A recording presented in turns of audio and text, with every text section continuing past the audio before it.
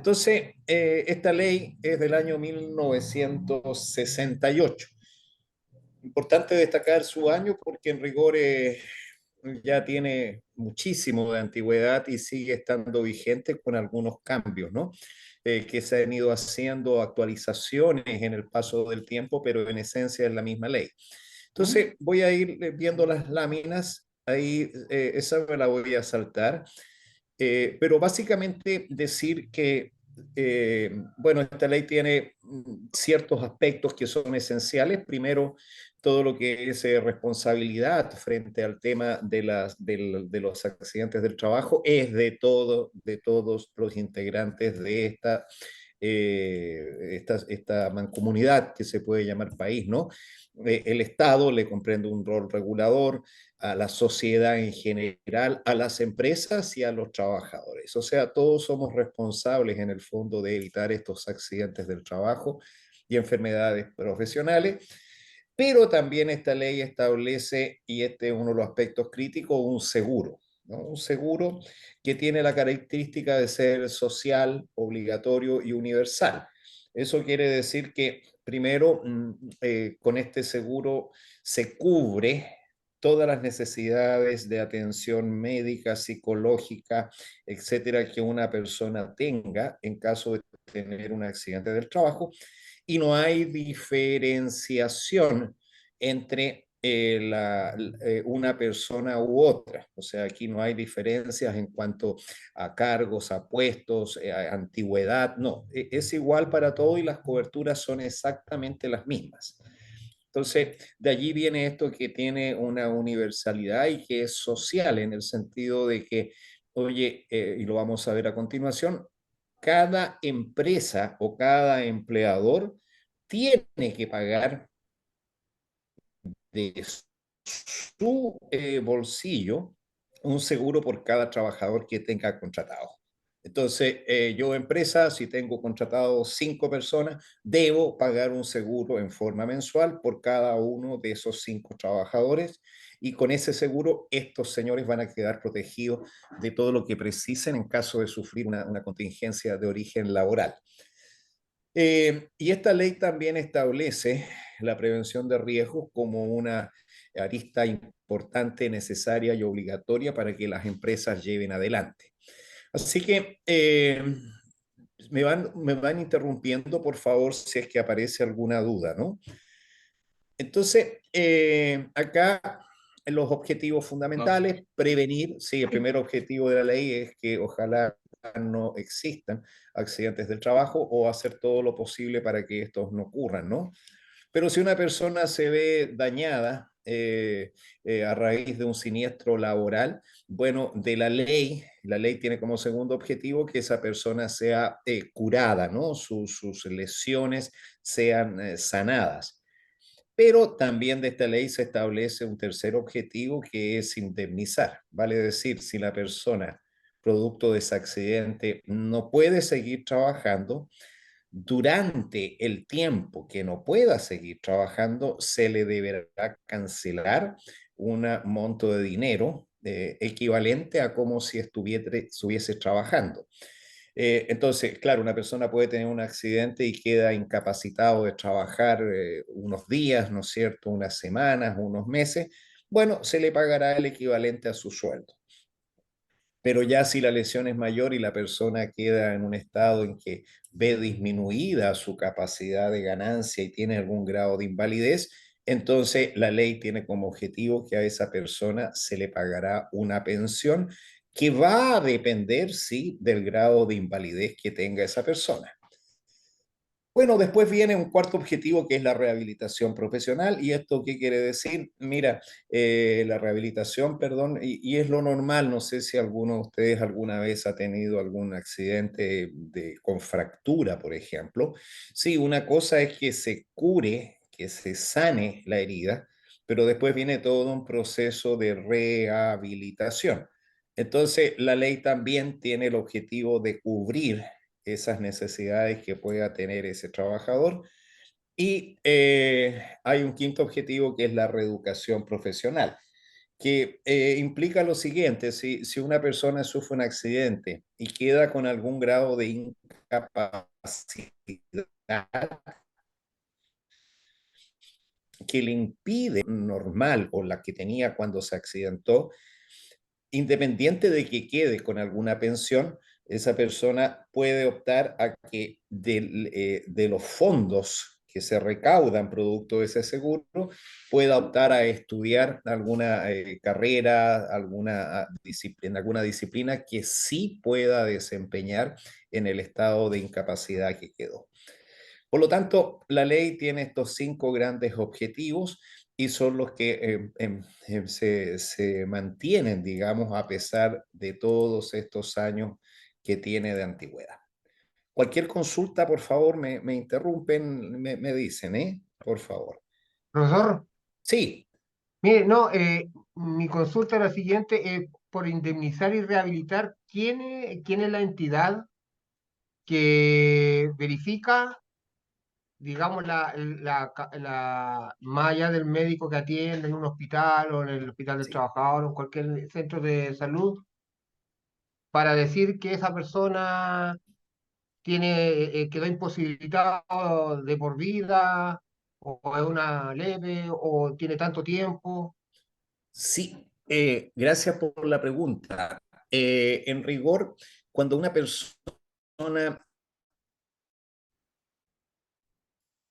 han pasado 2 años, podido recuperar de las secuelas o de las lesiones de un accidente, entonces los antecedentes después de esos 2 años se emiten hacia el CUIN, la condición médica de invalidez, que es de pertenecientes al Ministerio de Salud, en este caso al Servicio de Salud, y con esos antecedentes médicos más algunos peritajes, es ese organismo, el CONPIN, el que establece el porcentaje de incapacidad con que la persona ha quedado. Y en virtud de ese porcentaje de incapacidad es que se otorga o una pensión mensual esto monto, o una pensión ya mayor en el caso que la persona definitivamente no pueda seguir trabajando en nada. Él sería el compite, entonces. No sé si le Sí, aclaré su totalmente. pregunta. Perfecto. Muchas gracias por la pregunta. Entonces, aquí aparecen, bueno, dice todos los trabajadores por cuenta ajena. Sí, todas aquellas personas que trabajan para otro, que trabajan para otro. Entonces, en el sector privado, ¿no? Todos aquellos que trabajan para otro. Y acá importante, o sea, esto es desde el empleador más pequeño que tiene esa obligación de pagar el seguro, que en este caso el caso más llamativo es el de, o representativo, es cuando uno en la casa tiene una persona que ayuda, una asesora del hogar, uno se transforma en empleador y entonces tiene también la obligación de pagarle este seguro y por lo tanto esa persona va a quedar protegida. Los funcionarios públicos, y hablemos acá en general de todos los empleados públicos, ¿no? También están favorecidos por esta ley y se pueden adscribir a ella. Y este es un punto importante y se los dejo remarcadito, ¿ah? Porque algunos de ustedes, esta ley también protege a los estudiantes, ¿no? Protege a los estudiantes a través de un decreto, lo voy a anotar aquí en pantalla, decreto 313, que no es la materia de esta asignatura propiamente tal, pero que les dejo en visto, ¿no? Sí, si un niño desde que entra a la educación obligatoria, que hoy día estoy medio perdido, es prekinder, me parece, o nivel medio mayor, hasta su último nivel de estudio, que sería educación superior, por el hecho de estar matriculado, está absolutamente cubierto también en caso de que sufra un accidente en virtud de su labor como estudiante, ¿no? A mí me pasó hace poquito, yo hago clases en una institución, una chiquitita, una niña de jovencita, 20 años, por un tema X, se cayó de un bus en circulación, golpeó la cabeza, estuvo internada en el FRIC, en UCI, muy grave, Y bueno, todo eso fue cubierto por el seguro este a través de la derivada que tiene hacia el seguro estudiantil, ¿no? Entonces, es importante eso, si alguno de ustedes, insisto, no es materia de la asignatura, le interesa leer un poquito más el decreto 313, si lo buscan en internet, lo van a encontrar y ahí salen todos estos derechos, ¿no? Que tiene también un estudiante. Y también están cubiertos algunos trabajadores independientes que la ley ha considerado que pueden adscribirse a ella, el legislador así lo ha considerado, y que son aquellos que fundamentalmente son su propio empleador. Por ejemplo, yo tengo un taxi y yo lo manejo. Bueno, yo soy el dueño de esta microempresa, el taxi, y también soy el trabajador, ¿no? Yo tengo un kiosco donde vendo, qué sé yo, ya ni aparecen los diarios, pero dulces, revistas, todas estas cosas.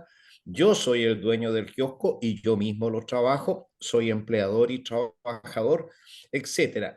Entonces, en este caso, la ley, o sea, el legislador ha dicho, sí, estas personas también pueden estar cubiertas por el seguro siempre y cuando paralelamente se coticen en alguna AFP y en FONASA y entonces quedan habilitados para ellos mismos pagarse el seguro en alguna de las entidades administradoras, puntualmente el Instituto de Seguridad Laboral. Entonces, si se ve el universo en rigor, están todas las personas protegidas, excepto, diríamos casi, de las personas que trabajan en el país, Fuerzas Armadas y de orden, porque tienen su propio sistema que es Capredena y Dipreca, ¿no? Entonces, tienen un esquema diferente de protección en estas materias. Pero el resto, todo estamos cubiertos por esta ley de accidentes del trabajo. ¿Vamos bien hasta acá? ¿Alguna consulta? Está clarito. Entonces, aquí viene tal vez la definición trascendente que se entiende por accidente del trabajo. Primero tiene que haber lesión y esa lesión tiene que ser producida y menciona dos situaciones, a causa o con ocasión del trabajo. ¿Cómo lo diferencia esto? A causa es que la lesión la haya sufrido en el desempeño propio de Sus su funciones. trabajo. Y cuando dice en ocasión, en algo relacionado que debe hacer para cumplir su trabajo.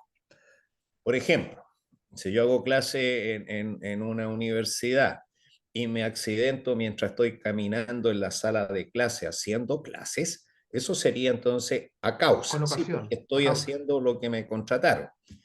Pero si yo terminada la clase debo bajar 2 pisos de escaleras para llegar a la sala de profesores, por ejemplo, y sufro un accidente, una caída en esa escalera mientras bajo, en rigor yo no estoy contratado para bajar escalera, pero sí eso tengo que hacerlo debido o por ocasión de mi trabajo. Entonces genera una amplitud, digamos, de cobertura tanto en lo que la persona desarrolla como en las cosas anexas que debe hacer para cumplir con su trabajo. Y deben producir algún grado de incapacidad, aunque sea la mínima, o en el caso más extremo, la muerte, ¿no?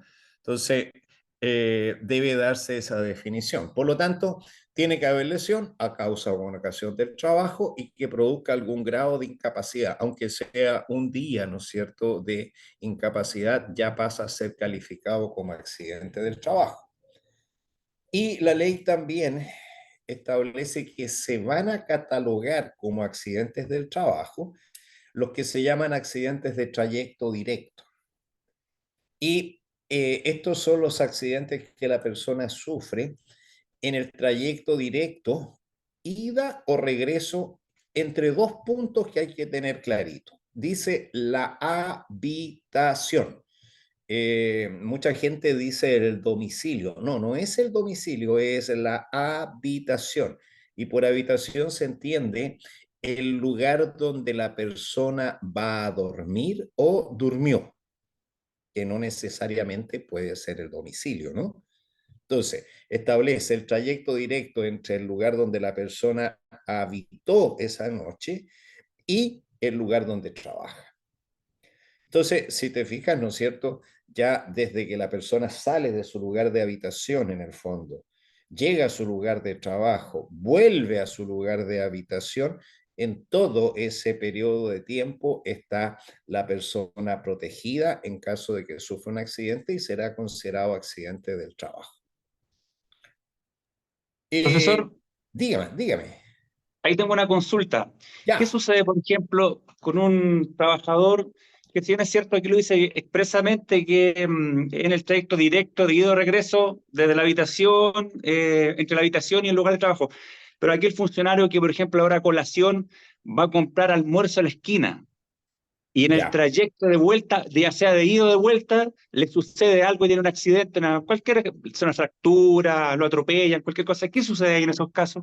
En el caso de que el empleador haya autorizado esta salida del lugar del trabajo para ir a comprar almuerzo, entonces si hay una autorización expresa del empleador, se considera accidente del trabajo, no de trayecto, de trabajo. Porque con ocasión de su trabajo, esta persona fue a adquirir su almuerzo, su colación, lo que sea. Tiene que haber ahí una autorización del empleador que permita esa salida, ¿no? Esa es una primera situación, pero también hay que extrapolarla a otras que hoy día son, y ya en accidentes de trayecto, mucho más comunes. Por ejemplo, ¿qué pasa? Porque dice trayecto directo, o sea, si hay una desviación, se acabó. Entonces, ¿qué pasa hoy día con muchos papás o mamás que en la mañana van a dejar a sus hijos al colegio y ahí se desvían del trayecto directo y luego se van a su lugar de trabajo? Entonces, esa situación que se empezó a dar, o por ejemplo, de vuelta, ¿no? Lo típico, oye, salgo del trabajo y paso aquí a comprar pan y sigo, me salí del trayecto directo. Entonces, frente a esa situación particular, el legislador ha dicho una frase que es un poquito complicada de interpretar, ¿ah? Porque dice, si la desviación en el trayecto no aumenta en forma considerable esta posibilidad de tener accidentes. O sea, me desvío un poco. Y segundo, es un desvío justificado, se seguirá considerando entonces como trayecto directo, como accidente de trayecto. En cambio, si yo voy del trabajo y me salgo y me voy a jugar pool o me paso, no sé, a tomar unas cervezas con unos amigos, entonces ahí ya se dice, no, pues esto en realidad no es justificado, no obedece como a una necesidad trascendente, ¿no? Entonces, tiene ciertas interpretaciones, estos desvíos, estas salidas del lugar de trabajo, como preguntaba usted. Pero en el caso del lugar de trabajo, tiene que haber una autorización del empleado. Profesor, Perfecto, gracias. Ya, profesor, encantado. Sí. ¿cómo se sabe o cómo mide usted el desvío? ¿Cómo lo plantea que yo me desvíe? ¿Cómo alguien lo investiga? Sí, cuando ¿Hay hay una accidentes, investigación? ¿Hay sí, un...? cuando hay Ya. accidentes de trayecto en general, cuando hay accidentes de trayecto en general, la ley establece que se debe contar con dos testigos que comprueben la veracidad del hecho. Entonces, es allí cuando las personas de los organismos que administran el seguro van a investigar y van a comprobar si la persona salió del trayecto directo o no. Y si se salió del trayecto directo, se verá si es justificado o no y no aumentaba mucho el riesgo. Entonces, de ser así, sigue siendo accidente de trayecto. Ok, gracias. Encantado. Entonces, la primera contingencia es esta, ¿no? El accidente del trabajo y está cubierta por esta ley. Y la segunda es la enfermedad profesional. Esta también tiene hartos, a veces, confusión o genera mucha confusión. Y lo que está escrito ahí como definición, que es lo que aparece en la ley, también es un poquito complicado. Por eso prefiero ejemplificarlo de esta forma. Eh, en los ambientes en general, en cualquier medio ambiente, hay contaminantes físicos, químicos, biológicos. Un ejemplo, y con eso voy a tratar de explicarlo, es el ruido, ¿no? El ruido es un contaminante físico. todos ustedes, yo, etcétera, todo el día estamos sujetos a escuchar ruido, ¿no? Pero los niveles de ruido a los que estamos afectos, en rigor, no nos generan daño auditivo. Pero hay ciertos trabajos, o mejor dicho, ciertos lugares de trabajo donde este contaminante, que es el ruido, está en una cantidad, en una magnitud tal que al trabajador expuesto allí le puede generar una enfermedad, que en este caso es la hipoacusia o sordera profesional. Otro ejemplo, en el ambiente donde nosotros circulamos habitualmente, sí, también hay seguramente algunas pequeñas partículas de sílice, ¿no? Pero que en la cantidad que están no nos van a producir nada. No obstante, en el rubro minería, al interior de minas, hay lugares donde la cantidad de ese contaminante es tan alto que las personas al estar expuestas pueden desarrollar entonces una enfermedad que se llama silicosis. Bolso, yo tengo mis tijeras. ¿Se entiende la idea, por favor? No, yo tengo una tijera aparte diferente. Sí, yo lo entiendo. Sí, se Gracias. entiende.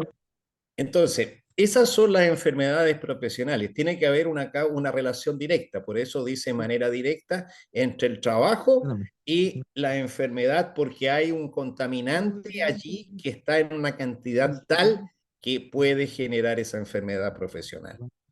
Y aquí empieza una serie de confusiones. De repente dice alguien, oye, la persona que tuvo un infarto en el trabajo es una enfermedad profesional. No, no, no tiene ninguna relación el trabajo con el infarto.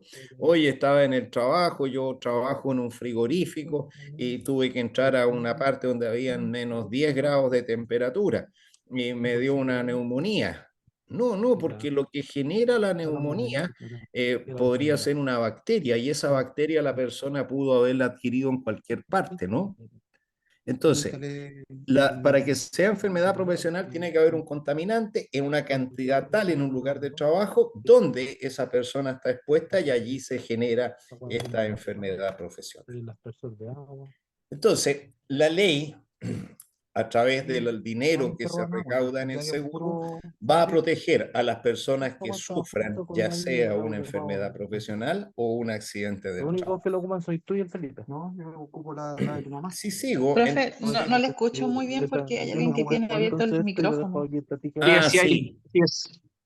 Esa tijera yo no las tenía. sí, Te apuesto lo que quieras que lo tenía en la casa de la Belén. Pero si yo para la casa de la Belén no llevaba nada. no sé quién. Matías,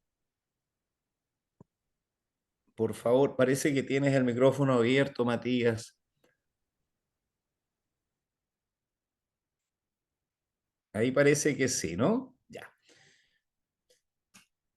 ¿Se escucha bien ahora? Perfecto, Sí, ahora sí. Sí, gracias. sí. Perfecto. Entonces, fíjate, se va a recaudar un dinero. O sea, cada empleador debe pagar por cada uno de sus trabajadores un seguro y esa cantidad de dinero queda como en un pozo. Y entonces, cuando un trabajador tiene un accidente del trabajo o una enfermedad profesional y requiere de atención, entonces va a ser de ese fondo que se van a pagar todo lo que este hombre necesita para, como necesidades producto de su accidente o enfermedad profesional. En el fondo esto de financiamiento habla de seguro, ¿no? Es el seguro, que va a tener dos componentes, una cotización básica y una adicional diferenciada. ¿A qué se refiere esto? Supongamos que don Karim tiene una empresa y entonces si él tiene trabajadores contratados, por cada uno paga el seguro y el monto que va a pagar tiene un piso, algo que nunca cambia, que es un 0,9% del sueldo de la persona, más a ese 0,9, que es la básica, se paga una cotización adicional que va a depender del riesgo a que las personas que trabajan para Karim tengan en su lugar de trabajo. Por ejemplo, si Karin tiene una empresa constructora, diablos, ya la empresa constructora tiene hartas posibilidades que la gente se accidente, por lo tanto, esa cotización adicional va a ser más alta que, por ejemplo, si Mauricio tuviera un negocio que fuera una librería. Claro, los trabajadores de Mauricio de la librería están expuestos a una menor posibilidad de accidentes que los de Karim. Entonces, ese componente adicional se diferencia en base a la actividad económica de la empresa. Por lo tanto, y está tabulado, ¿no? La cotización básica que todos pagan por igual es el 0,9% de la renta imponible del trabajador, y esa adicional diferenciada va por tramos entre un 0%, hay unas que no pagan adicional diferenciada porque se asume que el riesgo es muy poco, que son las empresas del rubro comercio, hasta, y va subiendo por escalones, hasta un 3,40, que es el caso de las empresas mineras, donde hay, se supone, un riesgo mayor para los trabajadores. Entonces, esta es lo que cada empresa, por lo tanto, si Mauricio forma una empresa o Karim forma una empresa hoy día, va a depender del rubro al que ellos se dediquen, el porcentaje adicional que deben pagar por cada trabajador, que se suma a la básica, que es un 0,9% del sueldo imponible. Esto, hablando de un sueldo mínimo hoy día de 500.000 pesos, si yo tuviera una renta imponible de 500.000 pesos, estoy hablando de, voy a sacar así a la rápida aquí la cuenta, ¿no? 4 por 4,3 dividido por 100. Estamos hablando que en el peor de los casos, para una empresa minera, por un trabajador de ese rubro, serían 21.500 pesos mensuales, ¿no? Por cada trabajador. Ese sería el peor de los casos, digamos, para un sueldo mínimo. Entonces, no es una prima tan alta mensual por cada trabajador, pensando en los beneficios que este seguro cubre. Fíjate, me voy a quedar con ese valor como máximo para un sueldo mínimo, 21.000 pesos. Entonces, ¿dónde se paga esto? Ah, que hay un error en esta lámina. El primero dice INP y es ISL, que se modificó esto. El ISL es un organismo público que recepciona dineros también de este seguro, Instituto de Seguridad Laboral. Luego aparecen 3 mutualidades de empleadores. Las 3 seguramente ustedes la han escuchado. Una es la Asociación Chilena de Seguridad, o ACH. La segunda es la Mutual de la Cámara Chilena de la Construcción. Y la tercera, el Instituto de Seguridad del Trabajo. Entonces, cuidado, este que está acá, el ISL, es estatal.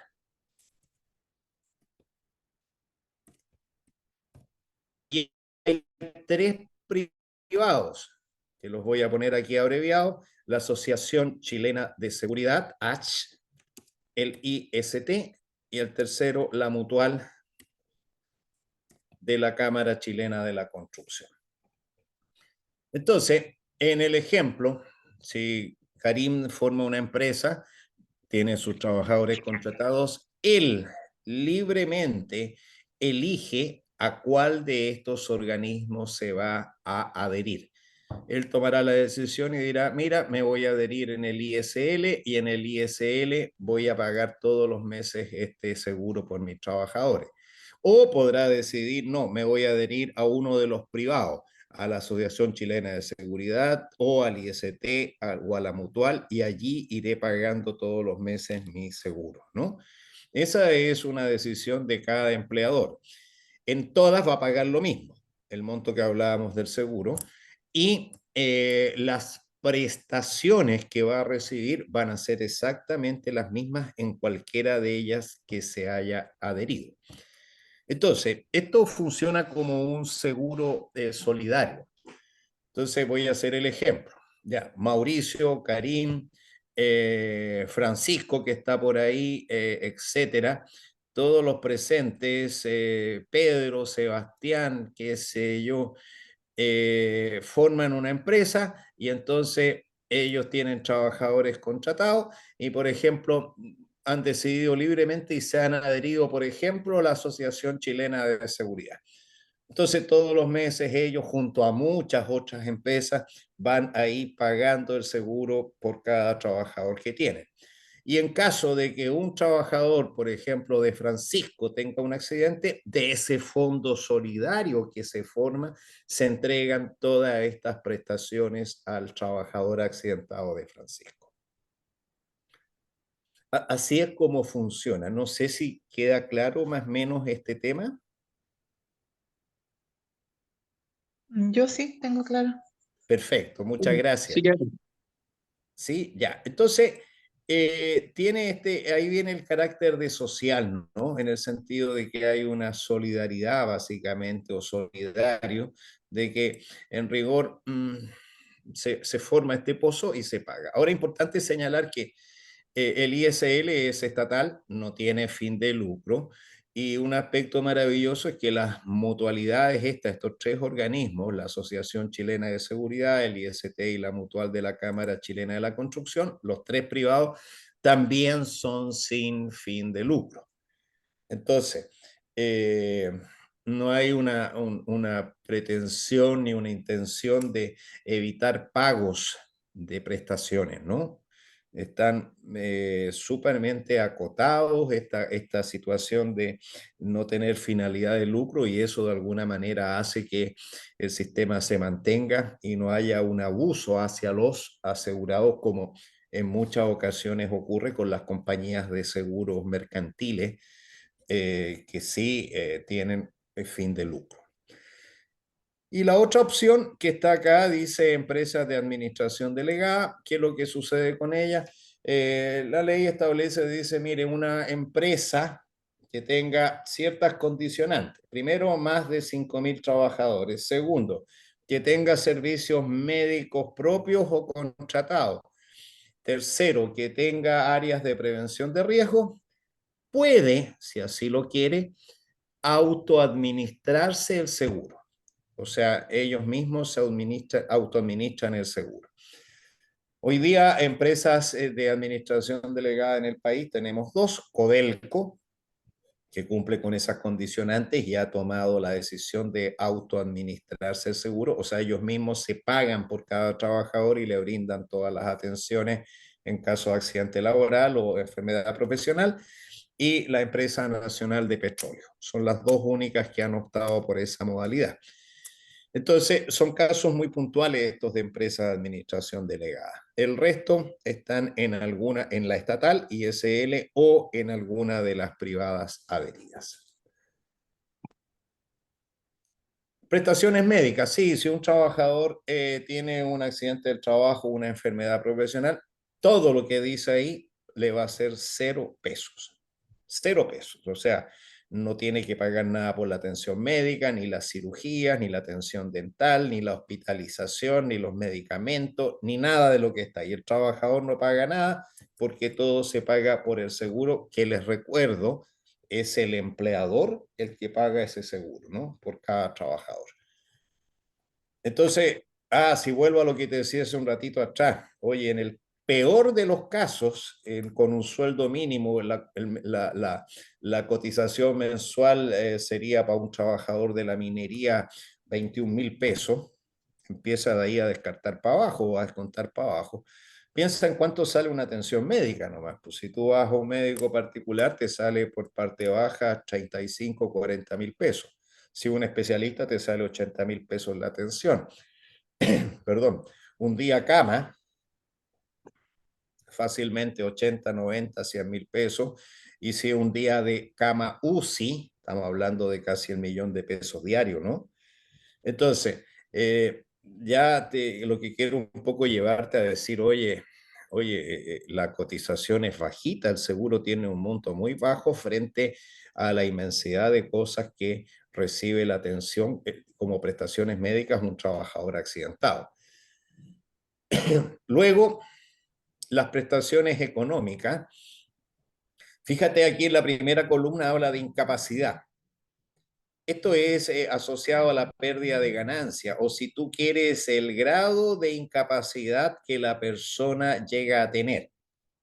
Entonces, si es una incapacidad temporal, o sea, la persona se lesiona, no puede seguir trabajando, pero no tiene pérdida de capacidad de ganancia, puede estar hasta 2 años con una licencia temporal, se le va a pagar un subsidio o licencia, si tú quieres, por cada día que no puede trabajar, que equivalen al 100% de la renta imponible diaria a la persona.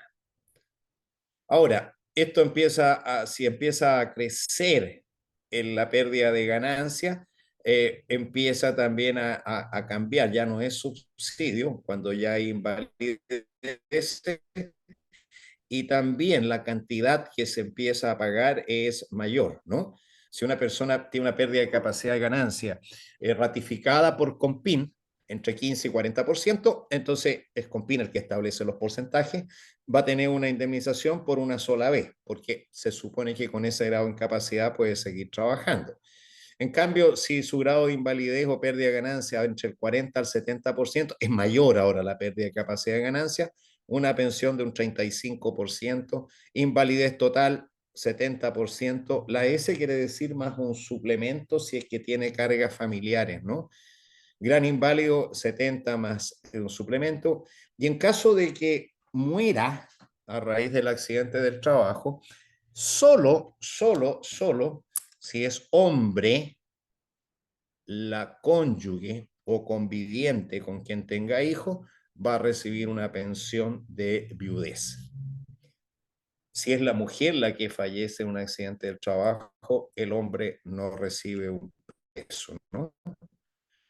Es solamente esta cobertura en caso de que sea el hombre el que fallezca. Y esto, odioso, disculpe la señorita que está presente, pero la ley es del año 68. El 68 la mujer en Chile no trabajaba básicamente en forma remunerada, estaba solamente en la casa. Entonces el legislador del año 68 se dijo, oye, ¿y qué pasa si el hombre muere en un accidente del trabajo? ¿Qué pasa con la mujer que no trabaja, que está al cuidado de la casa? Ah, hay que darle una pensión, ¿no? Ese era el escenario de esos años y eso se mantiene, ¿no es cierto?, hoy día. La mujer pierde la pensión esta de viudez por accidente del trabajo si es que se casa nuevamente. Entonces, si te fijas, las prestaciones son fantásticas y también, fíjate, y acá, y esto creo que viene una pregunta de esta en la prueba, estos organismos administradores, cualquiera de ellos, tienen que entregar estas prestaciones médicas, prestaciones económicas y también prestaciones preventivas. ¿A qué se refiere eso? A que si la empresa que formó Francisco necesita asesoría en prevención de riesgos, entonces va a acudir al organismo donde paga el seguro y ese organismo tendrá que brindarle toda la asesoría en prevención que necesite sin cobrarle un peso. Entonces, estos son como los aspectos esenciales de la ley, ¿no? Vienen algunas cosas obligatorias, que el Comité Paritario de Higiene y Seguridad, que está en el decreto 54, el Departamento de Prevención de Riesgos, que está en el decreto 40, que son los otros dos cuerpos legales que son más cortitos que la ley y que también me voy a referir a ellos, pero creo que estamos al borde de la hora. Entonces, les voy a proponer lo siguiente, por favor. Estamos a 1 minuto del plazo. Les voy a agradecer que las dudas que tengan de la ley, ojalá me las manden por correo electrónico. Mi correo está ahí disponible. Y léanla bien las presentaciones del decreto 5440 y eso los va a analizar el próximo lunes junto al otro módulo que son más cortitos y lo vamos a alcanzar a hacer perfectamente en los 45 minutos. Eso ahí parece, Francisco, estamos más o menos en tiempo, ¿no? Perfecto. Bueno, sí, quedo bueno, atento. estamos en el tiempo ya. Ya, entonces quedo atento a cualquier consulta a través del correo. Muchas gracias por haberse conectado y Nos vemos el próximo lunes y voy a estar respondiendo correo, ¿no es cierto? Profesor, ¿cuál sería su correo?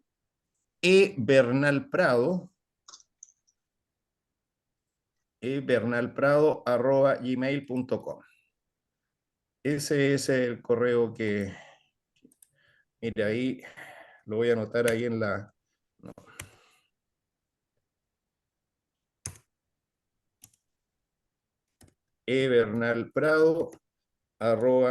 ebernalprado@gmail.com. Ahí está, ebernalprado@gmail.com. Cualquier cosa, por favor, por el correo, yo les voy a contestar gustosamente. Muchas Bien, gracias. nos vemos el próximo lunes entonces con decreto 5440 y las materias del segundo módulo que son muy cortitas, ¿no? Muchas Ok. gracias. Gracias, profesor. Muchas Gracias. gracias a Luego. ustedes, pues, muy Buenas amables. noches. Buenas noches. Buenas noches. Chao. Chao. Gracias. Chao, Francisco. Eduardo, nos vemos.